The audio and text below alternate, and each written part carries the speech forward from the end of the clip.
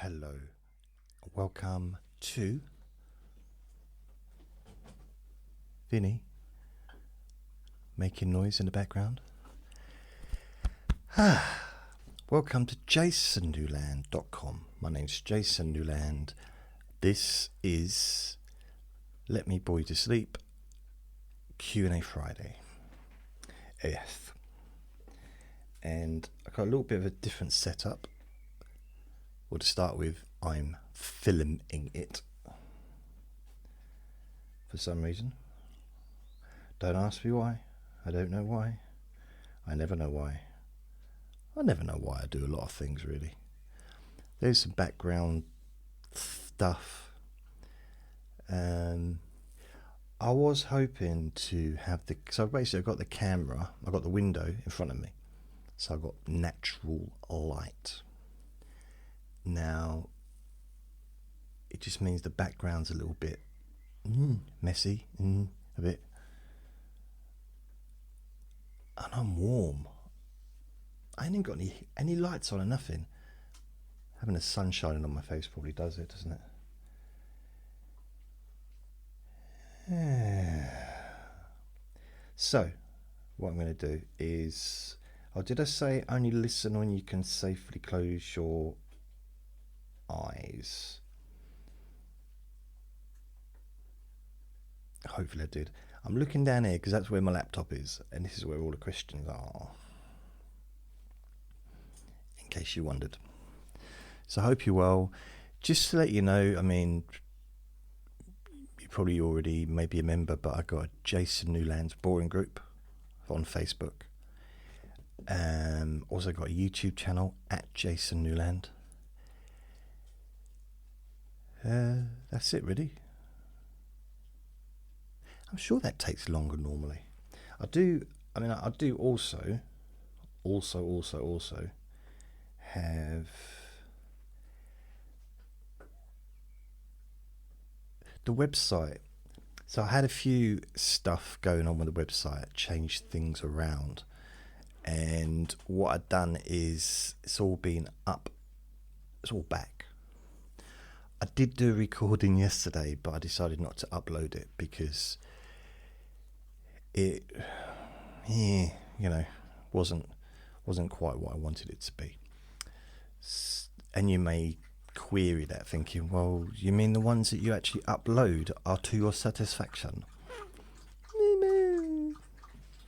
Oh, took Vinny out for a walk for an hour. We're out for an hour. It was nice, lovely. Went out early, about 7:30. Got back about 8:30.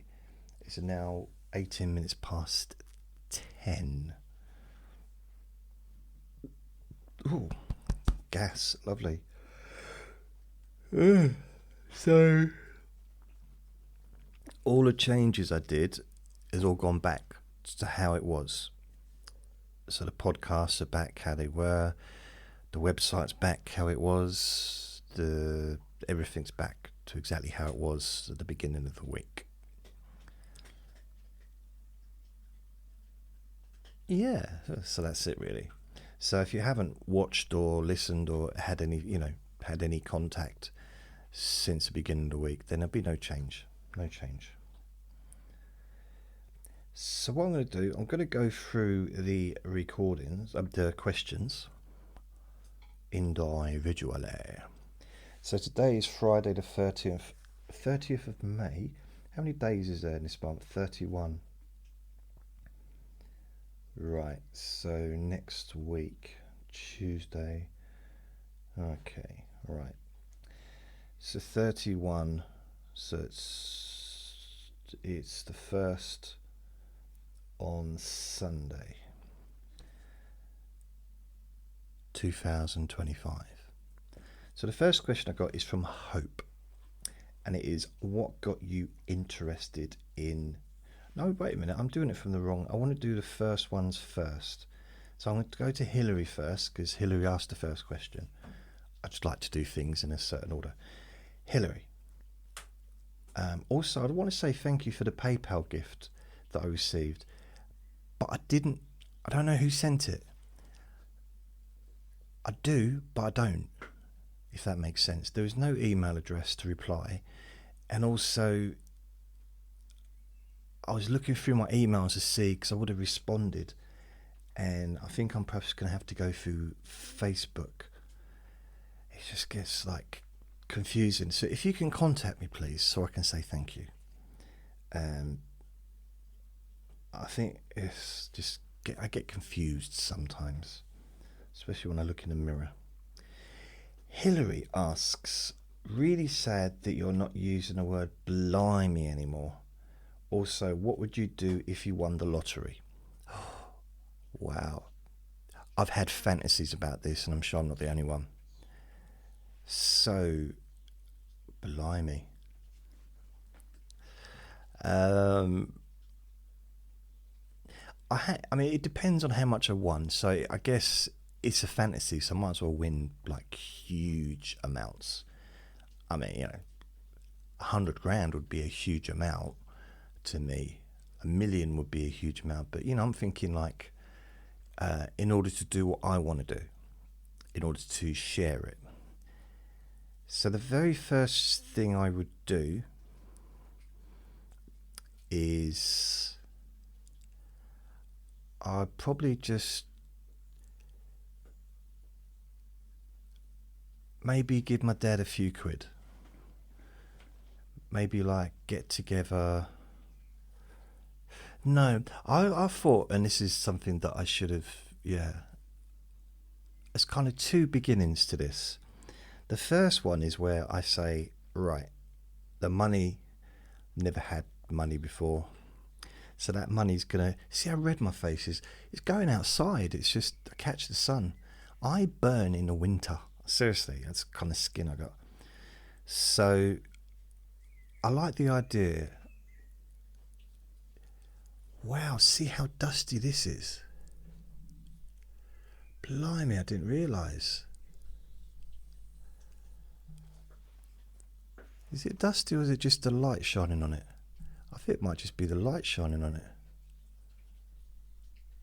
Oh. Yes, I think there's a bit of both. I think it's the light actually. It probably is dusty as well. So I'm talking about the microphone grip thing at the top for those listening on the podcast.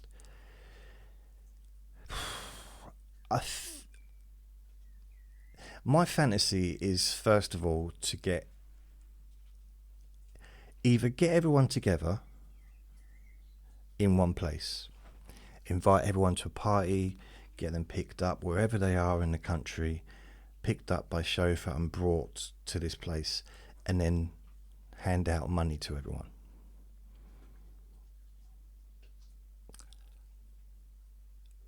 That's like a little fantasy. But I suppose there's another part of me who thinks, well,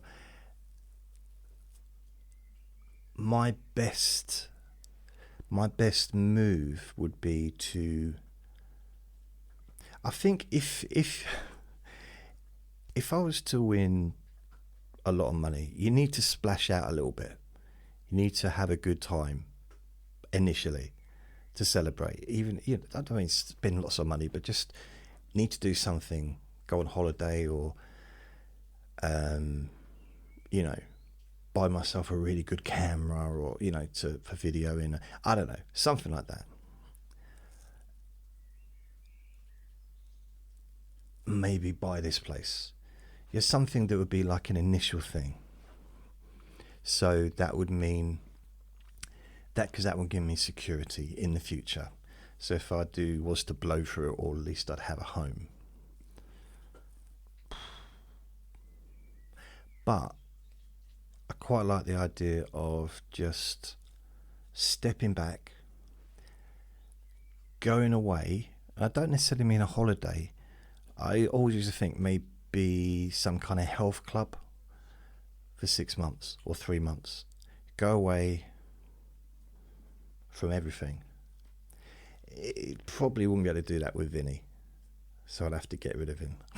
No, this is what I thought about before I had Vinny and Andre. So this is something I thought about a lot over the years. It's a little fantasy I like to just go to sleep to sometimes, just thinking about all the good things I could do, you know. But I thought maybe have a step back instead of, because you know, £1 million is a phenomenal amount of money, but at the same time, if you break it down, it's £3,000 a day for a year, or 3,300, whatever. It's not that much. It'd be easy to spend £3,000 a day just going to really expensive restaurants and stuff like, you know, I mean, if you or buying a really expensive coat, an item of clothing, go and buy a watch, that would cost like 100 grand or 50 grand. You see what I mean? So you could get through it in a year if I wasn't careful. So I'd have to be careful. And I think people are used to having money are better with money. There's an old saying that if you took, because you know there's this whole thing like why is only 2% of the world got 2% of the world have got something like 95% of the wealth, or 90% of the wealth. But some economic experts have kind of got their heads together and said, well, if you spread all that money out between everybody in the world, that money would still end up back into that percentage. And I can kind of understand that, because to never have had money, it would be, I mean, even to have, so if I like £5,000 would be like winning the lottery in a way, you know. So to step back, and I think this would be a time when I would actually go and listen to my dad. I go to my dad and I get his advice, because he's always been really good with money. So I think I would sweat like I am today. I think the heating's on. Why is the heating on?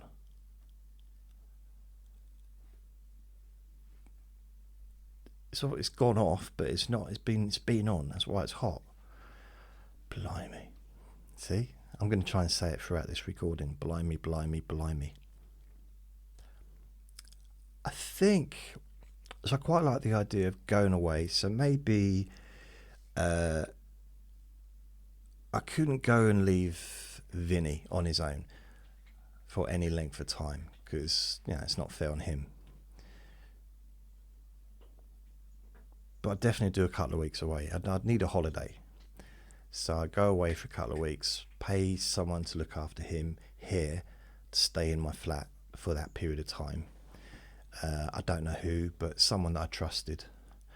Again, I don't know who I could trust to do that, but I'd find someone. And then go away for a couple of weeks just to think things over, just to figure out what I'm going to do next, to plan it, you know. Then I would go, I suppose the first people I would go and see would be my dad. I would try and get my dad to get everyone together, like immediate family. And then I'd speak to my dad first about the money, and I would give him, so if I won lots and lots, then I would give him a big amount. And I would the people I would give money to at the very beginning would be my brother. In fact, I would track down the other two brothers and give money to them as well. And so I'd give money to all three brothers, and then my stepbrother and stepsister give them money. So that would be 6 people. So give money to my dad. I mean, that would be shared with his wife anyway, with my stepmom. So that's for the two of them. So that's six loads of money would be gone. I'd probably then also give money to my first stepmom via my little brother. So give him the money to give to her. And I would also give money to my step uncle, who I haven't seen since I was a teenager, but he was so lovely, so I would give him money, because I think he's, according to my brother, he's not doing so great, so I would, help him out. And then I would go and give money to both my aunties and my uncle. So I kind of work my way down, not down, but like go for the obvious people, even though I don't really have much contact with any of them, but still they're my relatives, so I give them money. Then when I'm thinking it'd be cool if I had like millions and millions and millions, so give them like 50 grand each, because that's a substantial amount to actually potentially make a difference to their life. It might not, but I'm thinking it might, in the sense of they can at least go on holiday, go and tour the world, travel the world, go on a few holidays with that, I imagine. I don't know how much a holiday would be for a couple to go on holiday. I don't know. I've never gone on holiday as a couple. I've never done a cruise. Like, my dad likes cruises. My dad likes to cruise. So I don't know. They can be quite expensive, I know.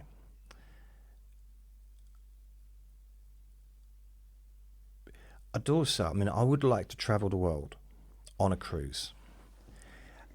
But there's no way in the world I'm leaving Vinny. That won't happen while I've got Vinny, because that would be like a 6 month thing, I could go off for the odd week and stuff, which I probably would do, but I'm not gonna leave the little penguin.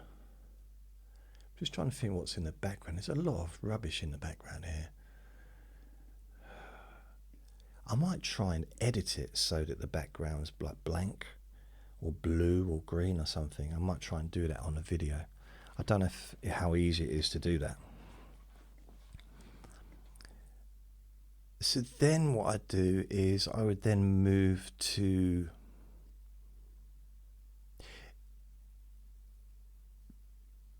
probably aim at cousins.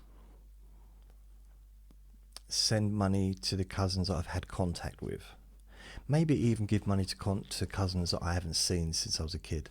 Just because they're family, just give them some money. So I've got probably 1, 2, 3, 4, 5, 6, 7, 8, 9, probably about 10 cousins.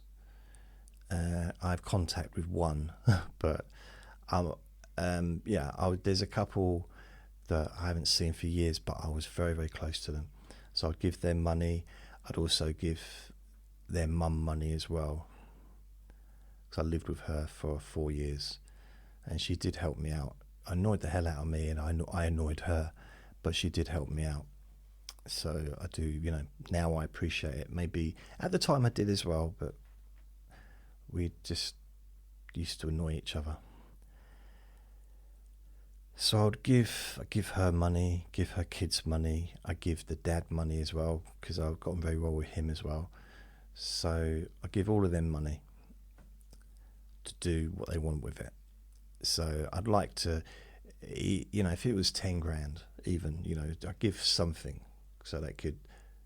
I'm literally dripping.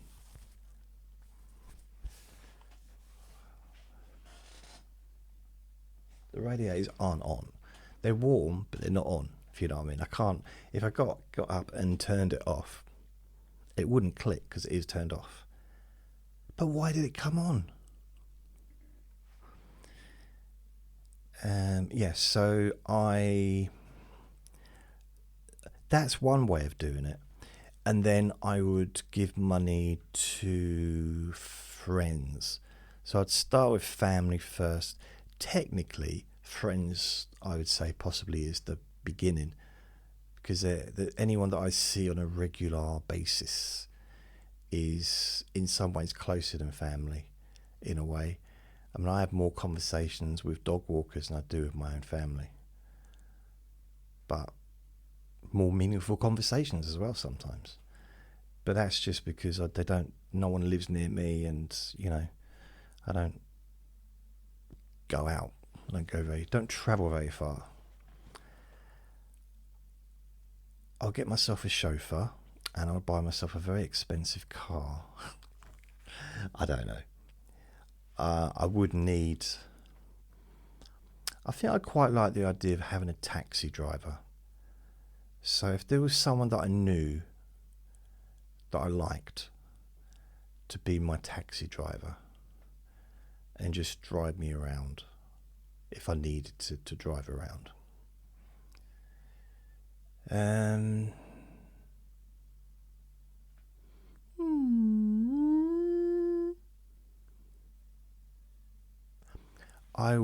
This is going to take the whole recording just talking about my fantasies, isn't it?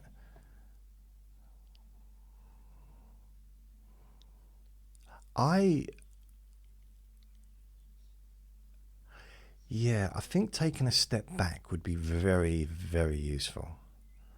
Taking a step back and okay, go away for a couple of weeks. I'd have to tell someone. Who would I tell? If I won the lottery, who would I tell? Probably everybody, to be fair. I'd tell you first. I would. You're the first person I'd tell. Obviously have to let the other certain people know.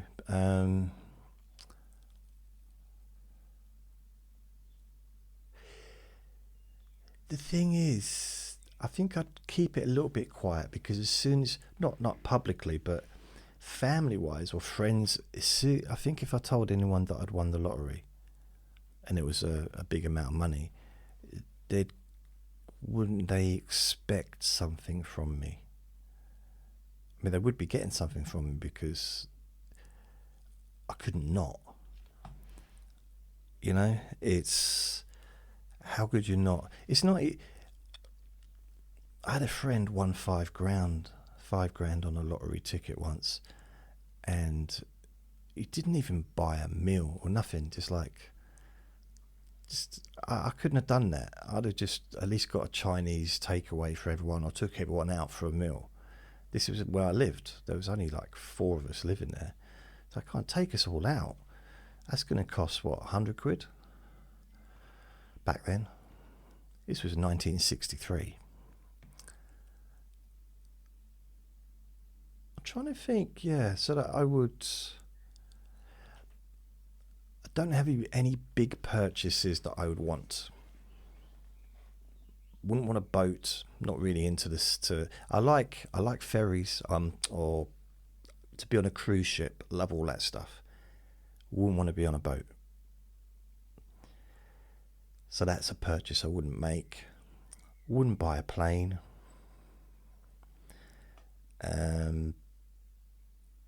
If I had a substantial amount of money, then I would start flying first class.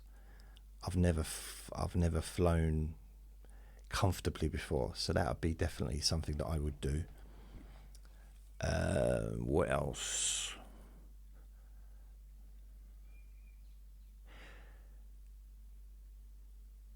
I'd want to move away from here.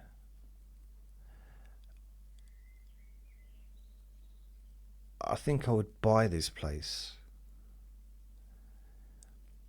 and then I just have it as my. It might sound bad, have it as a storage, or have it as I don't know. Maybe I wouldn't. Maybe I'd just move on, get myself a place, or maybe buy this and just let someone live here for free. I don't know.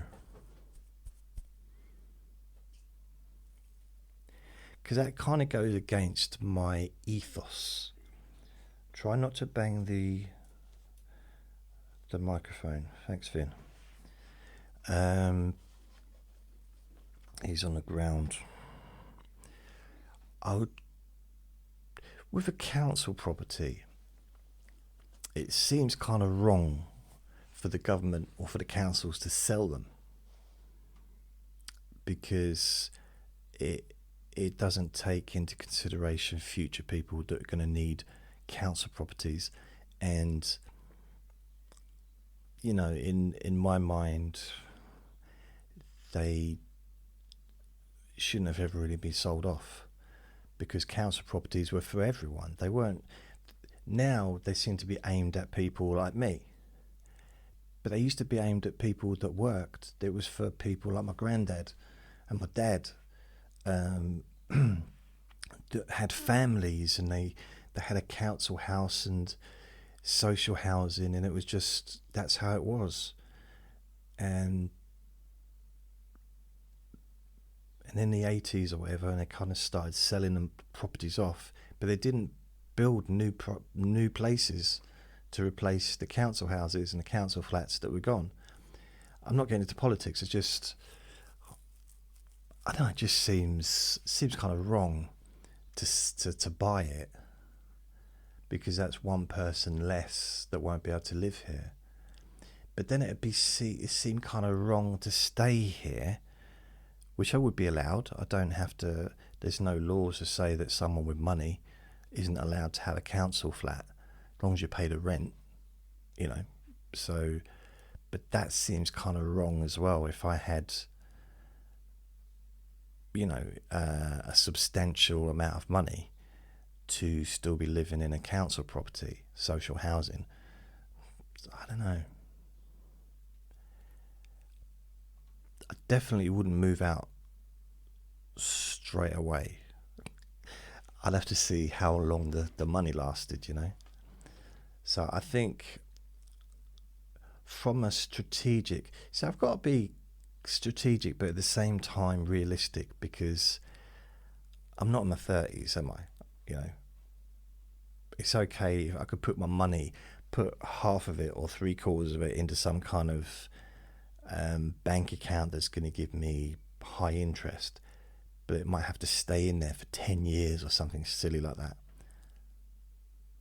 But I'll be 65 when I can get that money out.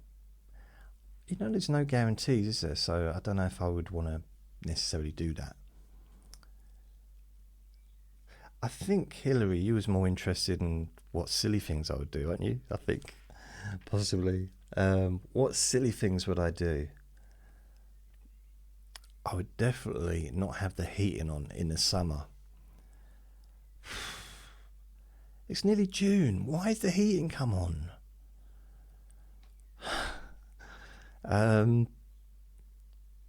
Mind you, it has been cold. It's been cold at night, and then it's just the temperatures change. For anyone that's never been to this country, we have seasons, but we have multiple seasons in one day sometimes. And it might sound silly, but ask anyone that lives here and they will tell you the same thing. You know, it can feel like winter, summer, autumn, all in one day. It like changes. The day can start off frosty and ice on the cars, and then by 1 o'clock in the afternoon it could be steaming sun and people are walking around in their shorts and little nipple tassels and stuff. And then in the evening it can be kind of like really windy and blowing winds off. Autumn. Not fall, autumn. I don't know where it comes from. Which came first, autumn or fall? I wonder whether fall was just invented in order to make that rhyme, you know? For people to remember what's what, for when the clocks go forward. Do you know that one I'm talking about? No? Spring back. Fall back. Fall back, spring forward. So you put the clocks forward in spring and the clocks go an hour back in fall. But it makes no sense in this country because we don't use the term fall. We use autumn. my friend used to love it. Like when I say, "Oh, how many days in this year? How many days in this month?" Bearing in mind it's the 30th today, so all I'm asking is this the last day of the month, or is there one more day? You know what? He wouldn't just say, "Oh, there's one more day." No. April, May, and June, November, 40 days, 30 days in September, whatever that stupid rhyme is. I said, so how many days in this month? I just told you, January, February, in November. I'm not listening to you. Could you just tell me how many days are in them? And in the end, I just have to go on my phone and look. It's like I wasn't at school on that day. It's not in my head. I'm sorry. It's like when do you ever get someone that you're talking to, someone like and you say, "Oh, what's their name?" I forget their name, and they said it's Ian. The person's name's Ian. I don't know why you're telling me that. You're telling me like I'm supposed to remember. If I didn't know by now, why am I going to remember because you've said it? Like, I don't care what the name is. I don't know what the name is. When I say I don't know, I'm not asking what it is. I don't know. And I still don't know. But I told you it's Ian. I still don't know. I mean, I know now, but I won't know after this conversation's gone. Actually, after that conversation, I probably did remember it because I just said Ian. Because it was an annoying conversation. Yeah, there's some method in that one, isn't there? I suppose that makes sense. So, if I won the lottery, plastic surgery probably. I don't know. I wouldn't. I think I'd try and get myself a bit fitter, and maybe get some professional help with that. I get some professional therapy as well, because I'm not sure. I'm not sure how I would deal with being wealthy. But ultimately, I want to continue doing this. So this is the only thing that has any meaning to me. Which is weird because some would argue this is a completely meaningless thing that I do. But for me, it's the only thing that gets me out of bed and gives me any kind of enthusiasm or interest. Like continuously. There's when boxing's on, there's a big fight. I'm interested in that, and when there's a chocolate bar in front of me about to go in my mouth, I'm interested in that. But I mean, like continuous since 2006, making videos, making recordings, and going all the way back to 1997 or 98 when I first got involved in this whole thing. So I don't know. There's so many different things. I'd like to help as many people as I can, ultimately. And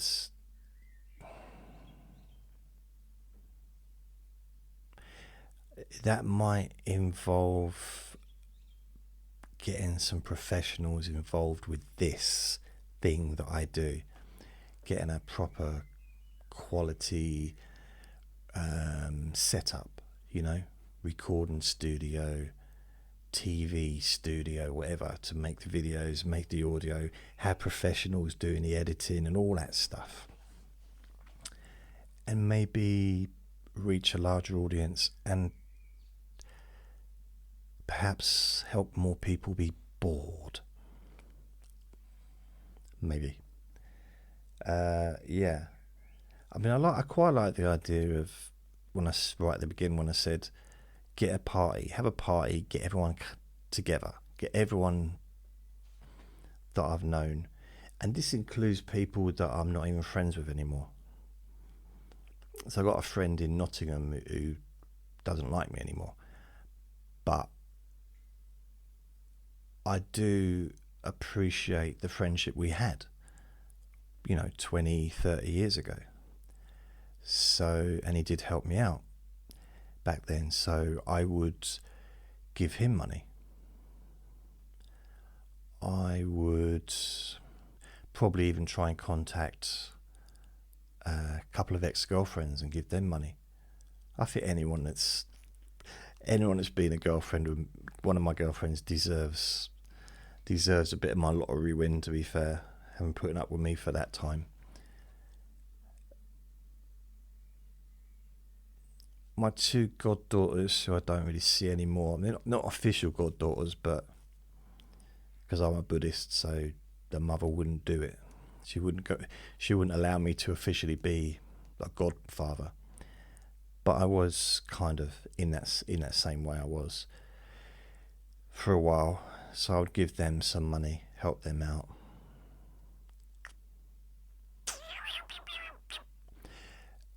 And try and find people from the past and also help them out. So even like my best friend from school that I haven't seen since I was 18, 19, I'd give him money. In fact, there's a few that I would give money to. Even if it was, I don't have to see them, I just send them money. I get some kind of an accountancy firm to go and give them the cash and get them to sign for it and stuff and film it. I don't necessarily want to be there when it's done. And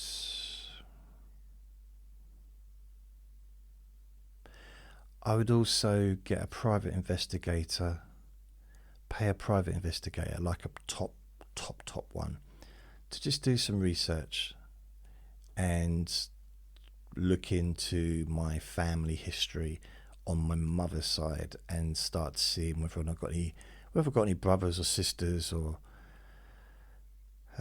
anything like that, any family that's around, because that's half of my gene pool, isn't it? So that'd be interesting. I'd like to also get that person to find any social services information about me when I was in care. I'd like to see those notes. I'd like to see the records if they kept them. These are 70s, so I don't know if they'd still have them now. But I did get an freedom of information thing with my, because I'd seen a psychiatrist back in 2013 and 2014, something like that. And I'd had a lot of problems with a couple of psychiatrists who were very rude to me, very dismissive, and almost one even looked in disgust at something I'd said. It's like, ugh. So I thought I would ask for all the notes that have been written about me, and it was quite eye-opening stuff. And also, it was rude, some of the stuff that they wrote down. So I'm wondering if I could try and do that with notes from a long time ago. So I'd need professional help with that. A lot of people say that I need professional help. So that's that. I could go on and on and on and on, because there's lots of different things that I would like to do. But I still like to continue what I'm doing, really. But just have a nice life. Do some nice things, Have some nice clothes. I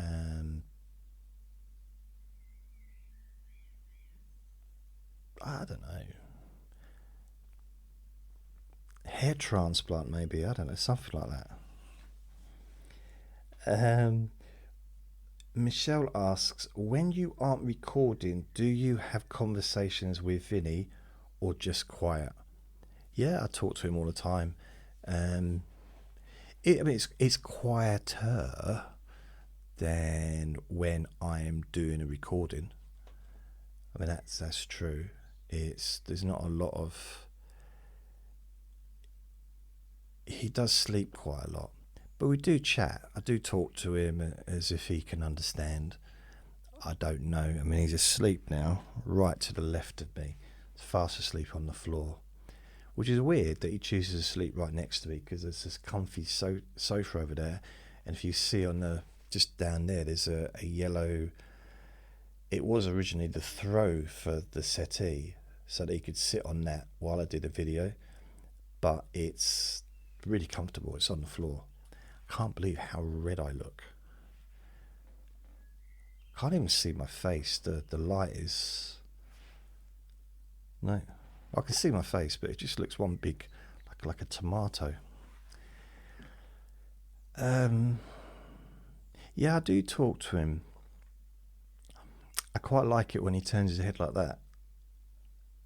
You know, that's when I know I've got his full attention. Another thing he does do is when I'm watching TV, he will sit up on his bum and look at me because he wants something, whether he wants a TREEEET or a WALK. But what he does is he sits there, stares at me, and I kind of try and move my feet or my elbow, my leg elbow, my knee up, so it blocks him, and he walks around the other way to stare at me. Doesn't make a sound. He just stares at me, and he can do it for hours. Seriously, he doesn't give up. He just stares. That's very weird. That's when I sort of say, what is it you want? What is it you want, darling? What is it you want? And I go through different things, and he's just like nodding his head from side to side, like one ear flapping. So yeah, I do talk to him. I don't know if he likes me talking to him. I don't know, but he doesn't like me leaving him. Doesn't like me leaving him on his own. That's for sure.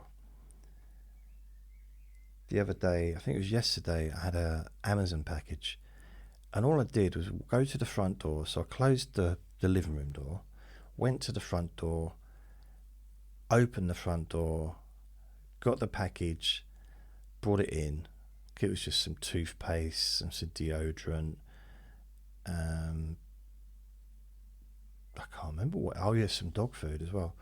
So I put that. It's just 2 boxes. I put them on the floor, closed the front door, locked it, and went into the bathroom.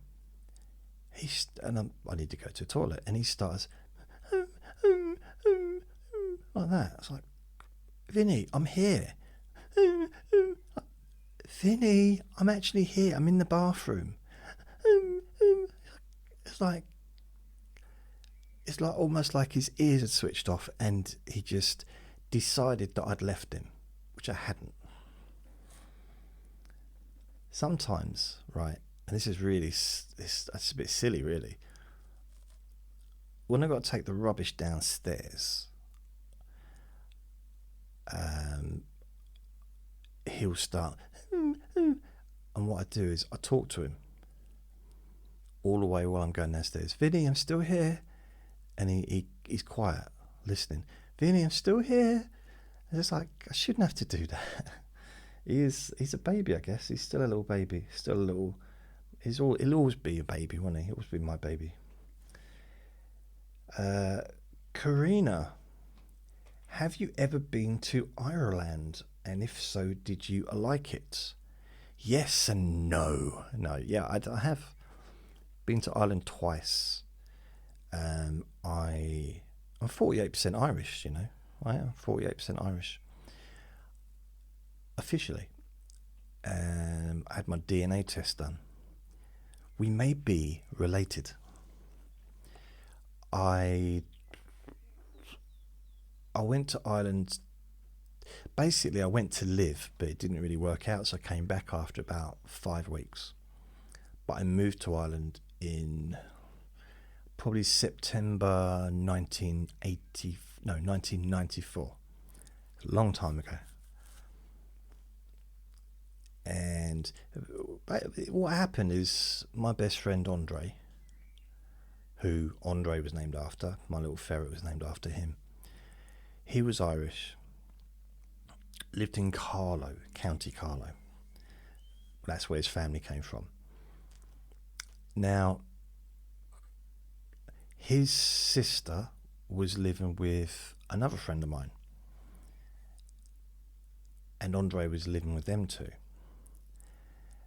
Then someone came onto the scene and really kind of shook things up, and Andre ended up getting sacked for something that he was kind of egged on to do. It was like it's a silly situation, but it was a health and safety issue, so they kind of probably had no choice. But he went downhill from there, and he moved in with this bloke that we worked with, and he was just drinking all the time, and it was just, he kind of went off the rails. His mum came to visit, stayed with his sister, and when she saw him, her little boy, I mean, he was 24 at the time, but when she saw what a mess he was, she said, "You're coming home with me." Like, no choice. She said, "That's it, you're coming home. You're not living like this." Because he was sleeping in a was it a sofa bed downstairs, and yeah, she said, "You're not living like this. All you're doing is drinking." And so they were here for about 2 weeks. I mean, she wasn't holding his ear or anything, like, "Come on, you," but he just did what she said, and he didn't want to leave me, really. However sad or weird that might sound, but his mum invited me to go and stay there in Ireland. I didn't go at the same time as them because I don't know why. I can't remember exactly why, but I think I needed to sort a few things out first. And I was in a relationship as well. I think I went to tell her. I think I had to go and tell her that I was moving to Ireland. I was going to I did keep the relationship going, but there was absolutely no contact between us. So it wasn't really a relationship, I suppose. And it kind of sizzled out to nothing anyway, because we weren't anywhere near each other. So she did call me while I was in Ireland to tell me she'd met someone else. And, I was kind of like, "Who is this? Who is this?" She said, "I'm your girlfriend." I was like, "Oh yeah, I forgot we were dating." So it wasn't really a big deal. When I did move back, I visited and met him, and he was cool. Got on really well with him. It was one of those things. It had run its course, I guess. But I went to Ireland. I got the ferry there. Got a lift back in the back of a van. But it was one of those vans with no windows in the back, so I didn't see anything. I didn't know where I was going. I don't know why they blindfolded me. And to start with, we was in Carlow, but we weren't at his parents'. We was at his other sisters and her husband. So we both stayed there for that night. Then I went to his mum's house, or she might come and picked us up. So I met his dad and his mum for the first time. although his mum might have been there. No, I can't remember. But I think I met his dad for the first time. His dad, it was weird because his dad was very, very tough man. They were kind of the tough family of the town, the Dooleys at the time. And the weird thing about it is his dad, I think his dad thought I was quite funny. And also, because I wasn't intimidated by him, I'm just a huge, strong man. And I probably weighed about, 9.5 stone probably at the time. Maybe 10 stone, if that. It was a huge, honestly, big, strong man and tough guy in that. And he used to say things to me, probably expecting me to, I don't know, maybe be intimidated or whatever, and I just laughed at him. And because I think he just found that funny, that I didn't care. I wasn't bothered, which I wasn't. Just, I don't really get intimidated generally. Perhaps I should. But I got on quite well with him. We even went to the dogs because he used to train greyhounds, and we went to the dogs together. He took me. It was I've never been to anything like that before, and bearing in mind I couldn't understand only every fourth word he said because he was speaking so fast, but I still managed to do it. I still managed to, I don't know, adapt my ears, I guess. So we got on all right. I mean, he might have just been verbally abusing me the whole time and I just didn't realise it because I couldn't understand what he was saying. So here's me just laughing and he's thinking, "You're crazy, what the hell are you? He's not scared of me, why?" I don't know. But his mum was nice, his dad, I got on with his dad, his dar.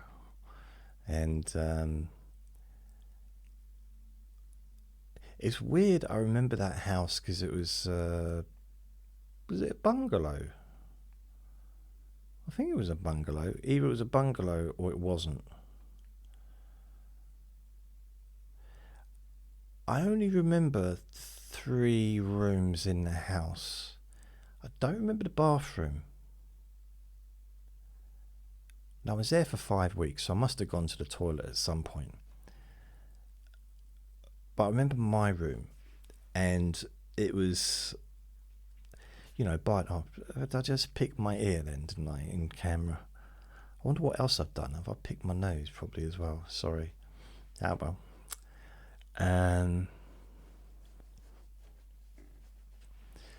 I remember it was cold. I mean, it was September, but September's not normally cold, really. But over there it was cold, and lots of blankets, but very quiet. Where they lived is literally in the countryside. I mean, I live in the countryside now, but they lived in the countryside. I mean, it's like as countryside as you can get. Across the road, country. Just trees everywhere. So you could hear frogs farting, it was that kind of thing. And so quiet. And having lived in London for quite a long time at that point, it was the first time really that I'd ever had a quiet night. A bit like now, it's not normally this quiet, but it's quiet today for some reason. And I'm making the best of that opportunity to do a recording. I remember the kitchen, because quite a big kitchen, and there was a table, and they would eat. They'd have breakfast. I think it was a cooked breakfast. Then they'd have lunch. Then they'd have dinner. like evening meal. Then they'd have supper. I think the lunchtime I'd get my own stuff because I'd be gone, I'd be out of the house. But there'd be supper before going to bed, like an hour or so before going to bed. Never done that before. I might have a packet of crisps or some biscuits, but I'd never have food. And I probably put on a little bit of weight when I was out there. And then I remember the living room, because they had a nice living room. They had a TV, they had Sky, satellite stuff. And me and Andre would sit and watch The Simpsons, and would also watch Star Trek, The Next Generation. And at some points we'd also watch Wonder Woman. With the volume down, but we would watch it. And I remember when I first got there, and I think Andre, his mum said something like, "What do you like to do?" And Andre said he likes to read, and she said, "You're one of them readers, are you? You're one of them readers." And I said, "Yeah, I do." At that point, I had no books anymore, but previous to that, I'd had a large book collection. I've had lots of large book collections over the years. If I had all my books now, right from a kid, right till now, that I've ever bought, I would probably have about 5,000 books, I'd say. Probably. Maybe not that many, but a good few thousand. It would fill this room, and the room next to me, and the hallway. It would fill the entire flat with books. There's a lot of books. Vinny's moved over in front of me to the left so I can see him.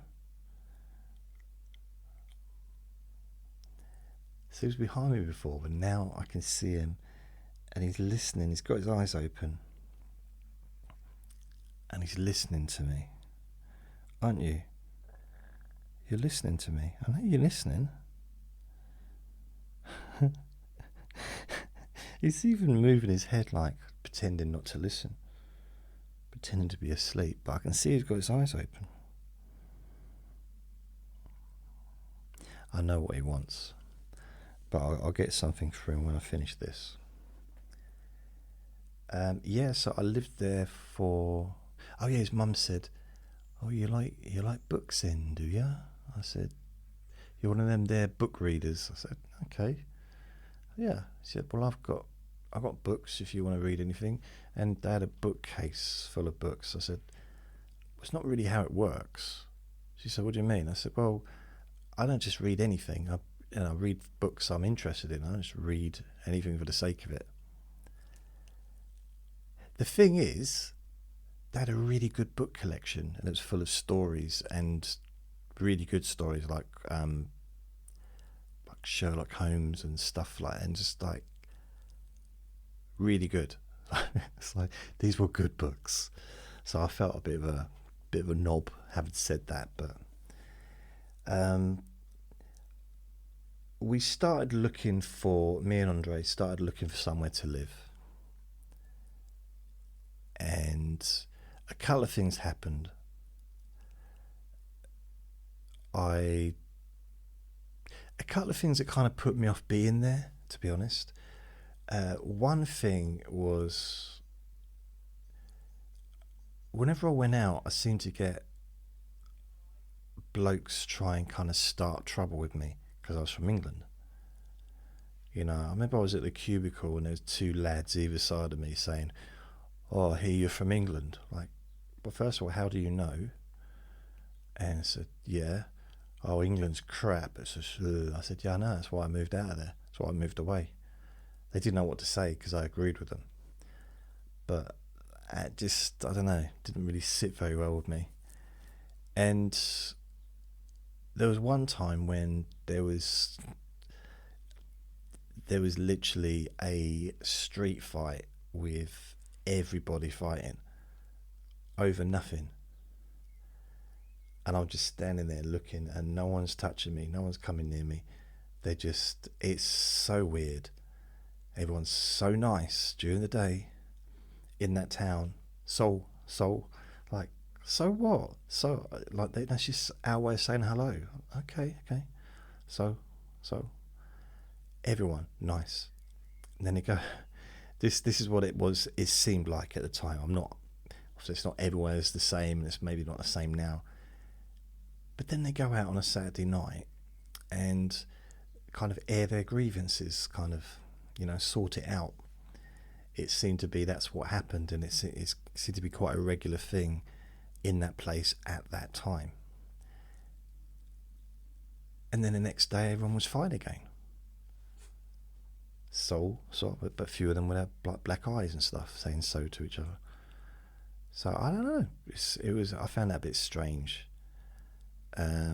It's not what I was used to, not what I had sort of really. I'd not experienced that before. Another thing is I kind of fell for Andre's cousin, not Jason, but Michelle. Was it Michelle? Oh my goodness, blimey! I don't know. I know he had a cousin called Jason because he was the size of a house. He was only young. I think he was like 19. And, well, I was young as well, wasn't I? And maybe he was 17, 18. So I'm in this coffee shop in town. And, I mean, literally, the sun went out. The sun wasn't... Because the sun was shining in through the doorway. And I looked back, and he was there, and he took up the entire doorway. He was that big. I mean, he was tall, and, I mean, he was just a huge man. Slim as well, but just big, and his sister kind of got to know, because we hung around with them a little bit, and he had a couple of other cousins as well that we would hang around with. And because he grew up with them all, and then he went to England and didn't see them for a while. I liked his sister. His cousin, my friend's cousin. I liked his cousin, and we kind of used to spend some time together when we were out drinking, and she'd be talking to me, sitting next to me and stuff. But I never had the courage to kind of ask her out. I didn't know if she would or not, and I don't know. Anyway, I think that same night as the big thing that happened, the big punch up, whatever, I saw her in the street kissing some bloke, and that was kind of that was it. I thought, no, I'm getting out of here. Just yeah, I don't know. It was my tipping point for leaving. A couple of things happened previous to that. I was looking for a job. First of all, I overheard his mum talking on the phone to his sister, the one in England. This is pretty much what I heard her say. He seems to think he can live here forever. In a different accent. He seems to think he can live here forever. Now, I know she wasn't talking about Andre, because she'd have had Andre living there forever. She definitely would, her little boy. So she wasn't talking about her husband either. And it wasn't about any of the greyhounds, so I'm pretty sure it was me. Could have been about the budgie, the chance, but probably about me. There's an old saying, don't ever eavesdrop, because you'll never hear anything nice about yourself. So yeah, maybe that was there's some truth in that one on that occasion. So that happened as well, just prior to me, seeing my friend's cousin kissing. And I think a couple of days before that, I'd gone to look to get a job, and because I'd worked in a meat storage place, his mum said, "Oh, try this place." So I went along, got an interview. It was an abattoir.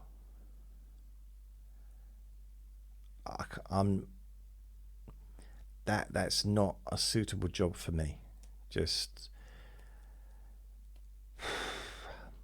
no.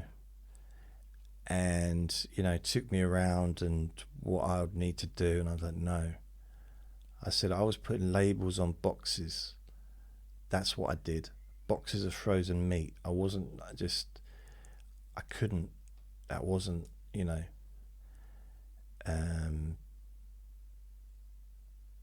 I know people do it, and it wasn't not my thing.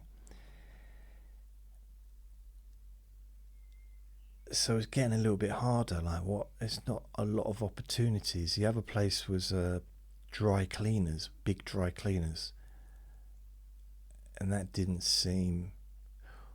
I just saw this bird. Looks like a peregrine falcon or something. So this dry cleaners was not ideal either. There didn't seem to be anything that was really suitable for me at the time. And then I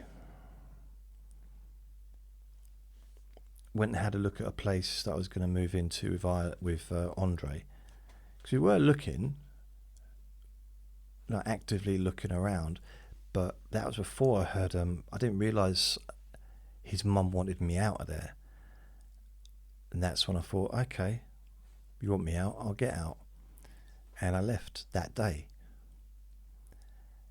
Phoned up, got a ferry booked, and I said, right, I'm going, see ya. Andre was very upset.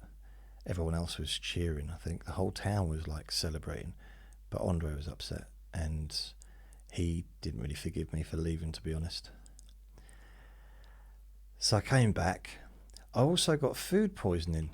I had a bad beer, and I was ill, and yeah, whatever it was, I was ill for quite a while. And I came back. I regretted it. I regretted sort of leaving, not giving it more of a go. And then I went and visited again, probably about March time, maybe April the next year, maybe May, April. It was just before the Eurovision Song Contest, and that was recently, so it's now the end of May. So maybe it was in May. Went and visited it, stayed with, at this point, my other friend was living there. So I stayed with him and Andre. They were all living together. So I stayed with him. So Andre, his sister, and my other friend. At this point, Andre was just. If he was off the rails when he was in London, this is nothing compared to by the time I'd left. He was just drinking a lot. But at one point it was quite weird because we were all out. He got a little bit handsy with me, and he pushed me against the wall, sort of saying, "You are my best friend." And the people were trying to intervene, and I said, "No, leave it, it's fine." And we just had a little chat. So he hadn't really forgiven me for leaving him, but it wasn't, it didn't turn nasty or anything, and he still said goodbye to me when I left and hugged me and that. But yeah, it was I don't know. So I don't know, would it have been right to stay there? Hard to tell. I mean, it is a beautiful country. It's just, I don't know, just at the time, I would have been, if I'd have had a bit of money, had my own place, had a bit of space, bit of time to figure out what I was going to be able to do, it might have been, I mean, I possibly would have ended up getting married, having kids, have a normal life, much more normal than I've had. Maybe, or I might have gone down a different route. So, down the drinking route, and I kind of did a bit anyway in my 30s, but that wasn't socially. That was in private. So yeah, I think Ireland is a beautiful country, and I'd like to go back. I do have 2 friends that live in Ireland. I would like to visit.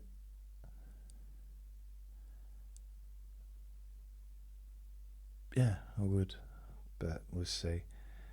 One day. Kate asks me. So that was Karina. Kate's. Do you and Vinny ever visit Logie? No, I haven't seen Logie since he left. There's like a buzzard or something right above the tree. Keeps coming into the little area of sky that I could see, but I think it's a buzzard, or it's a peregrine falcon, or it's not a golden eagle, but it's something right up there, and it's kind of this hovering, very beautiful. No, I don't see Logie. Vinny hasn't. Neither of us have seen Logie since he left. But he's doing well. I've heard things, and it seems to be fine. He's living in a family. He escaped from where he was living. He was an escape artist, and he ended up back in the hostel. But he's managed to got a new family, and they I'm sure he's very happy. He loves being around people, and yeah. So it's all kind of ended up. He just I think he wanted a peaceful life. He loves a cuddle, loves being around people. He just wants a peaceful life. That's, go for a walk, 1 walk a day, just to get out. Have food, have water, just chill out. That was Logie. Jonathan asks, how tall are you? 6'4". I know it might not look like that, but what that means is that everyone else around me is much taller than they realise. They're taller than they think. In fact, some of them are like 7'3". I don't know. I'm kind of, my whole life, well, since the age of 16, I suppose, I've been 5'8", and then I got measured a year or so ago, and they said 5'9". They said you've got 5'9" on your thing. I said, but I thought I was 5'8". And she said, we can measure you again. I said, no, it's fine. I'll take 5'9". So, according to my official documents, my medical record, I'm 5'9". But if they went back, they'd see that I was 5'8" every other time. So I don't know. It's a bit weird. I thought you're supposed to shrink with age, not get taller.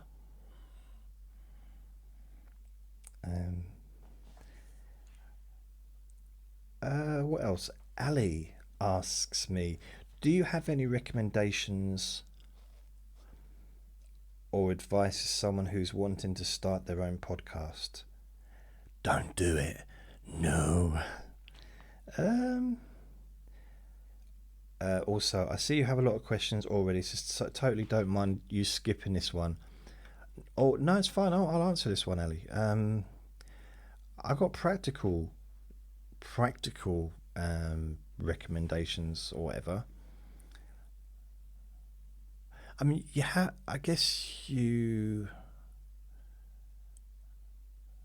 I would say sign up with a podcast host.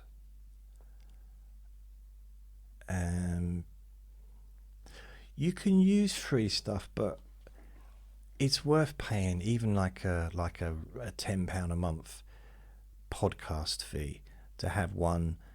And there's a few that you can use. it depends how many podcasts you're going to be doing a week or a month, or, you know, if you're going to be doing a lot of podcasts, then there's some podcast hosts that aren't going to be suitable because they're limited. They might be limited to how many podcasts you can upload. They might be limited to how many people can listen, you know. Spreaker's got no limitations, although they do increase the prices depending on how many podcasts you've got. And SoundCloud is, I mean, they've got a free account on SoundCloud. I think they've got a free one on Spreaker, but you'll get a very minimum amount of space. Spreaker's quite good to share, especially with like Spotify and stuff like that.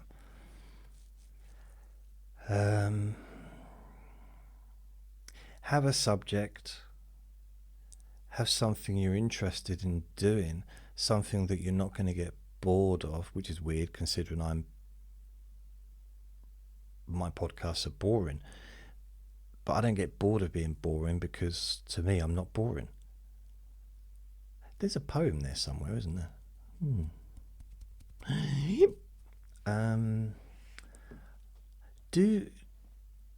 Do something that you're going to be doing for fun, in the sense of, so you'll enjoy it, you know. I mean, I like doing the Let Me Boil Your Pain Away. Now, chronic pain, some would say, is not a fun topic, but it's something that I'm interested in, and so I have fun making them. So I haven't made one for a couple of weeks, I don't think. I have to be in the proper mood, you know. So do something that you're going to enjoy. That would be my advice. I don't know if you're looking for practical suggestions. Find a decent podcast host. There's lots of ways of making images as well.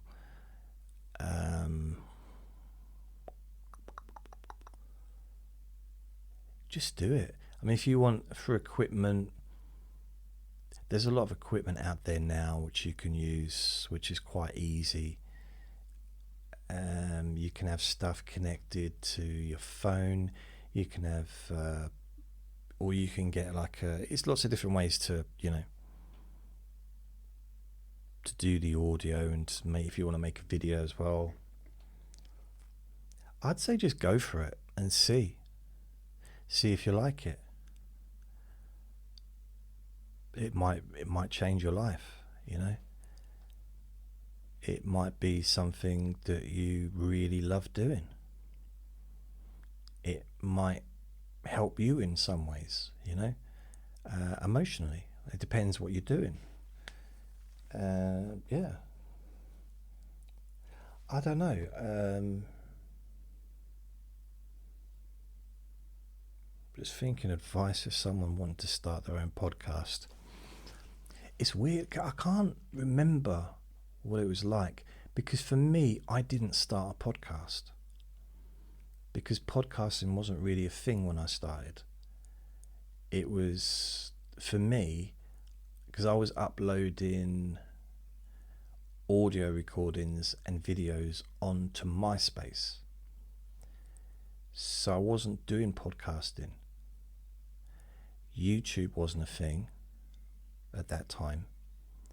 Facebook wasn't a thing, well, at least it wasn't popular at that time, because Facebook basically closed MySpace down, really. But I was with MySpace, so I was uploading audios, hypnosis audios and hypnosis videos. And then YouTube came along and I started putting my videos on YouTube as well as MySpace. Because with MySpace, you could upload the stuff, so they stored it. And then I started using a free podcast host, or whatever I think it was called, free podcast host, in probably 2007, maybe 2006, maybe it was. But so I started using podcasts. I started using lots of different podcasts, but that was the main one I used. And so I guess I didn't start out as a podcast. All I did was just, podcasts were just another way for me to present the audio. I don't know if that makes sense. It's kind of, I used it as I was already making videos before YouTube came out. Before YouTube was a thing, I was making videos already. So I was already making, it's weird because when I uploaded my videos to YouTube, I didn't know that anybody else made videos on YouTube. But there were other people. I wasn't the only one.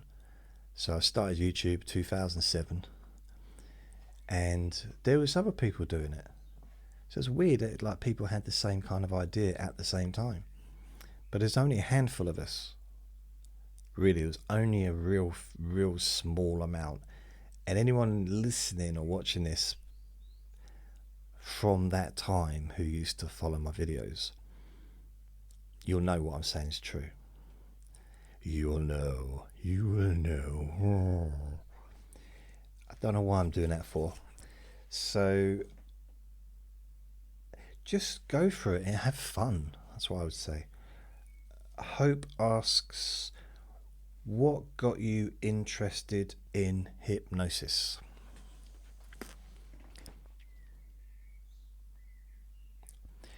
It was a couple of things to start with.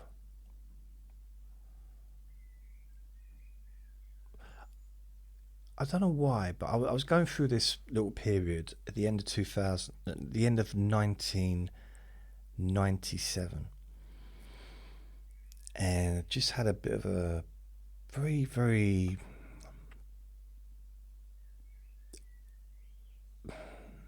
problematic period in my life. Lost my job, lost my girlfriend, pretty much had to move, had no, everything kind of went, and then there was a family thing, really big family thing happened, and I was lost, so lost at that time. And the only thing I was writing, so I was writing down how I felt and stuff. So that kind of helped. And then I started listening to audiobooks, self-help audiobooks, reading self-help books to try and help me get through that period.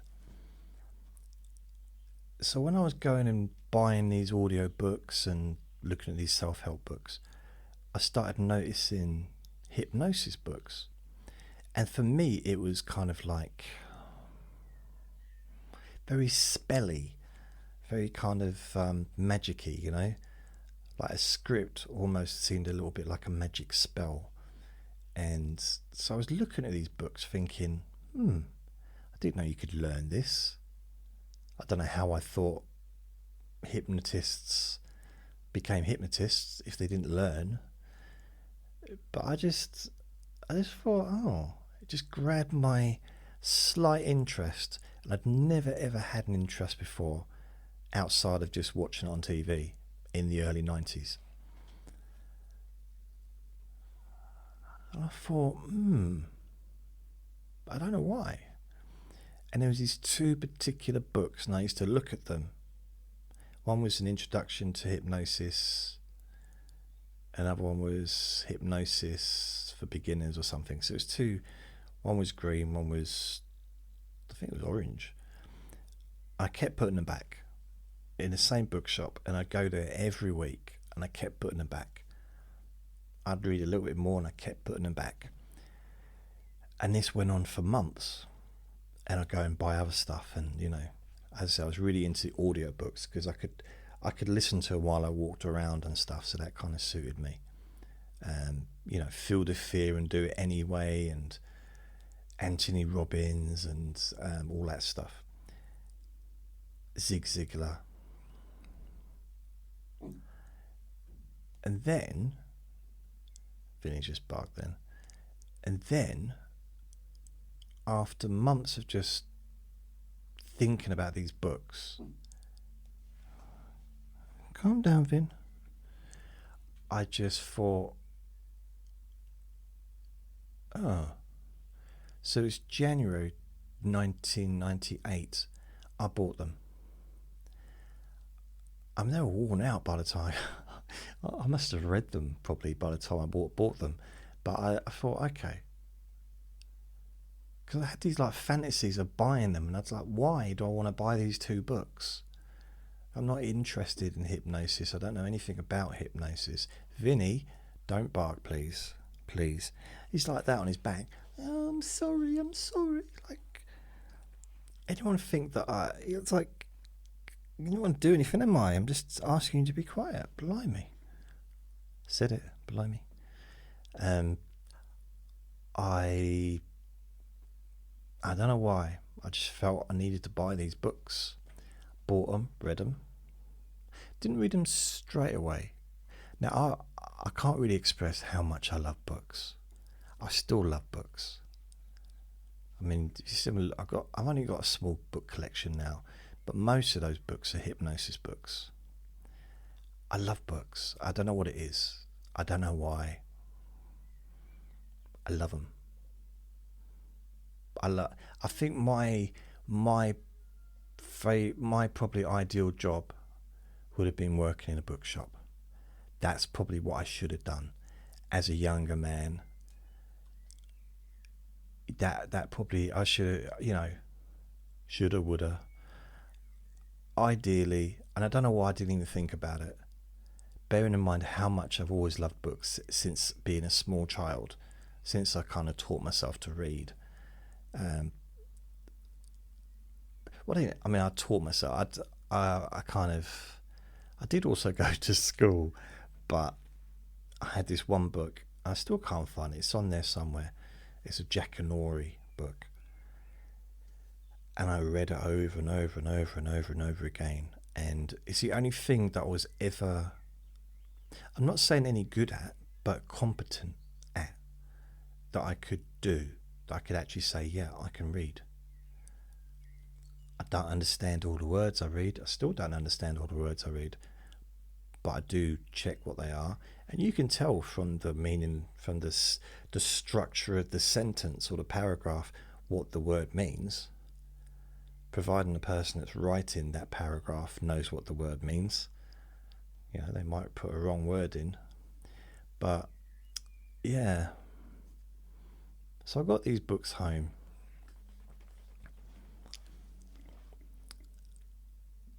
I didn't touch them to start with. I just looked at them. Again, I don't know why I had them. And then I started reading them, and something happened in me.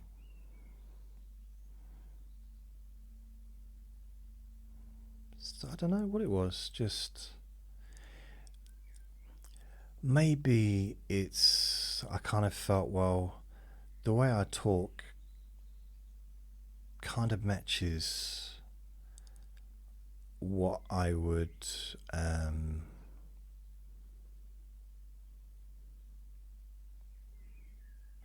don't know, I notice sometimes people would kind of glaze over when I talk to them. And I noticed this, and I didn't realise that I was sort of putting them into a trance. This is before I even read a hypnosis book. Happened to a counsellor. Counsellor fell asleep when I was talking. It's true. I'm not even lying. It's a Saturday morning. I was having counselling, trauma counselling, can you believe? And she was a student, and she fell asleep. Her eyes were started glazing, and her eyelids closed. And this was before I even knew what hypnosis was. I'd not even read a book, didn't know the first thing about it. This was the summer 97, I think, or late summer. So yeah, that was weird. Very strange. And I noticed that other people were having that, and also noticed that sometimes if I talk to someone and I just keep talking, and just keep talking. Not fast, but just keep talking and make the sentence keep lasting in a way that it kind of never ends. The sentence never ends, and which means the person can't sort of talk, say something themselves, and it's, I don't know, it's a bit weird, the reaction I was getting, and I started playing with it.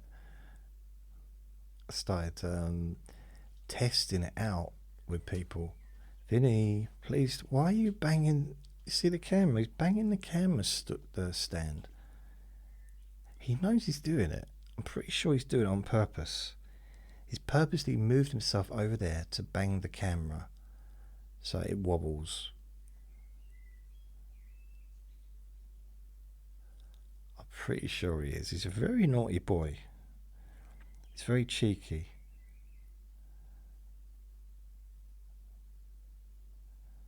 He is. But yeah, that's kind of how I got into it. Just, I found it interesting, and the most thing that I found most interesting of all was the pain relief.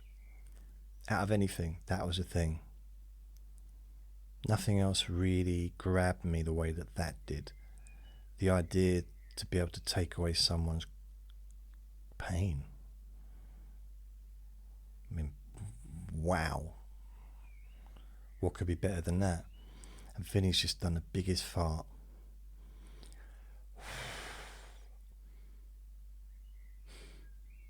I think it's him. Did you do, Vinny? Did you just do the biggest fart? He always aims his bum at me. Whenever he lays down, ever it's in the bed, never had his face in him. It's always his bum faced at me, ready for it. So when he lets it off, I get to smell it and he doesn't. He's got his eyes wide open, haven't you? Eh? So, yeah, that's how I kind of got into hypnosis.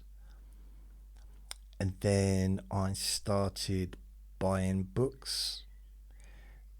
Then I started... Yeah, then I got some... And I kind of moved and started finding out about NLP. Got books on NLP. Then I did training in NLP. Then I did training in hypnosis. And continued the purchasing and getting hypnosis books right the way up to about 2013. So from 1998 to 2013, I was purchasing hypnosis books. I had a very, very good collection. I lost all of those books, but I did have a really good collection. I also had training videos, training DVDs, training audios, really out of print books as well. Some of the ones that I bought in, 99, 2000 that weren't in print anymore. You couldn't get them. In fact, you could get them, but they were expensive on Amazon or eBay.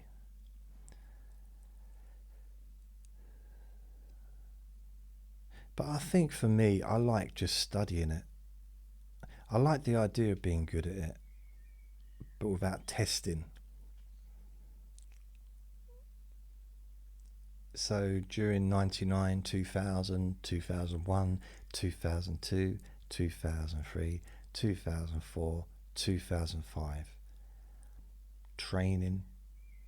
doing trainings, I was buying and reading lots of books, even making recordings for myself. I did a little bit of relaxation stuff for some friends, some pain relief for my nan, but outside of that I didn't ever test it with the public. And it's only 2006 when I started doing that. I was kind of pushed into it by a friend who called my bluff. But I've talked about that in the past, and it was just, I didn't want to do it. I was quite happy just to read the books and kind of fantasize that maybe I could be good at it rather than actually do anything.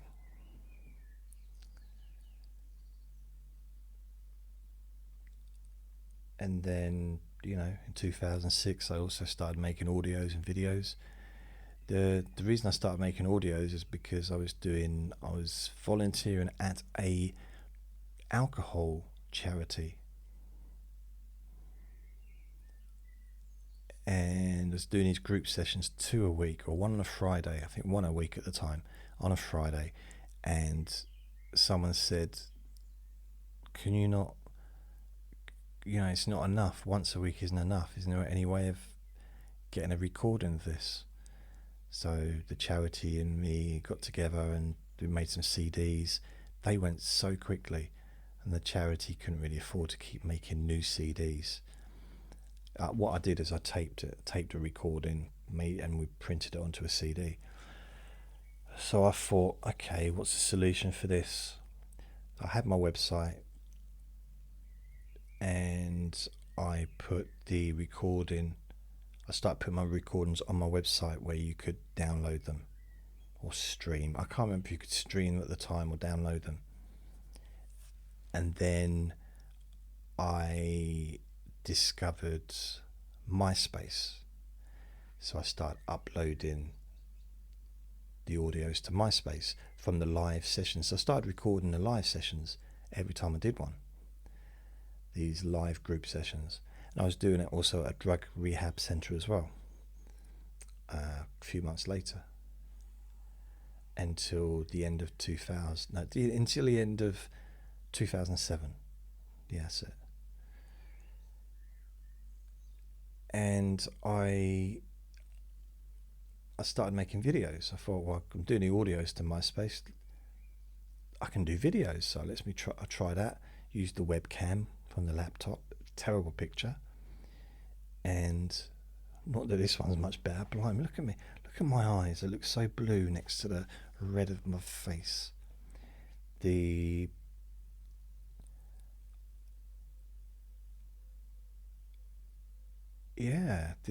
think the videos, I had one video that reached about 10,000 views.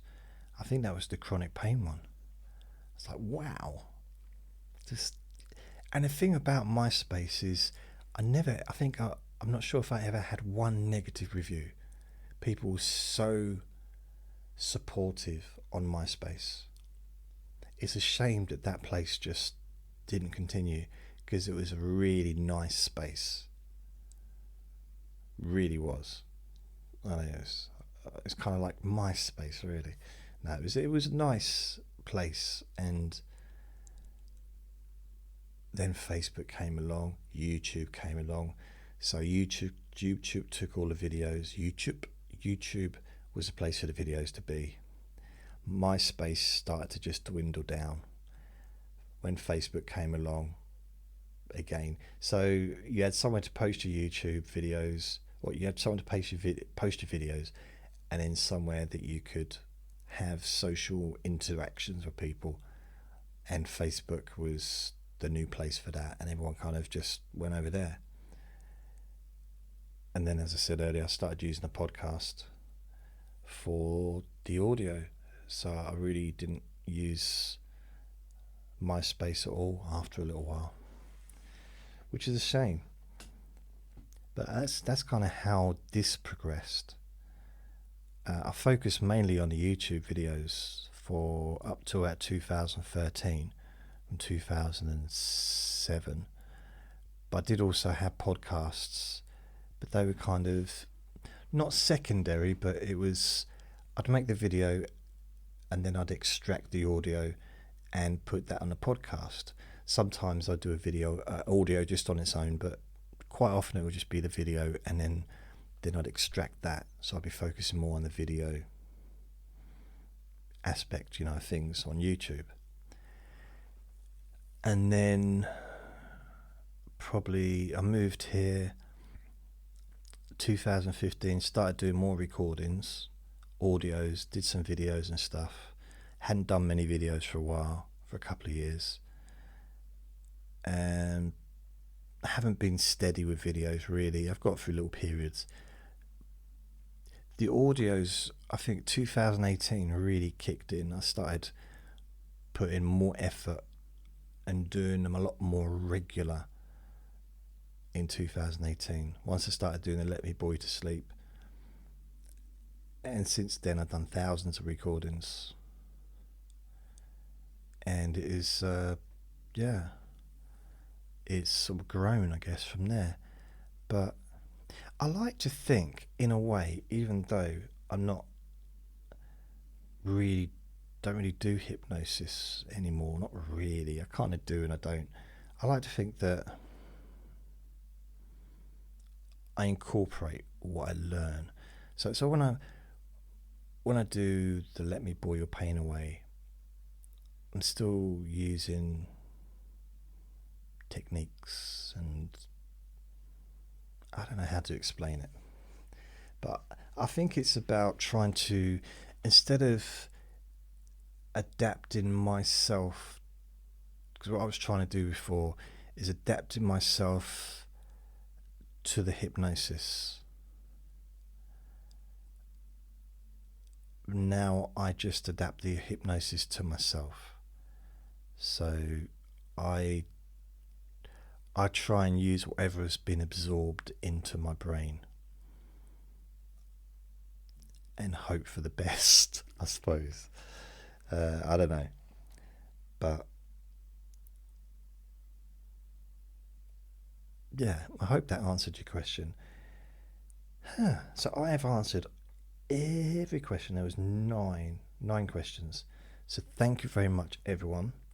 So I was going to say thank you to everyone, all that's answered, to ask. So Hillary, Sandy, Michelle, Karina, or Corina, I'm sure it's Karina, Kate, Jonathan, Ali, and Hope. Thank you very much. And I'm going to go now. So thank you for listening. Remember to be kind to yourself, because you do deserve to be happy. Lots of love. Bye.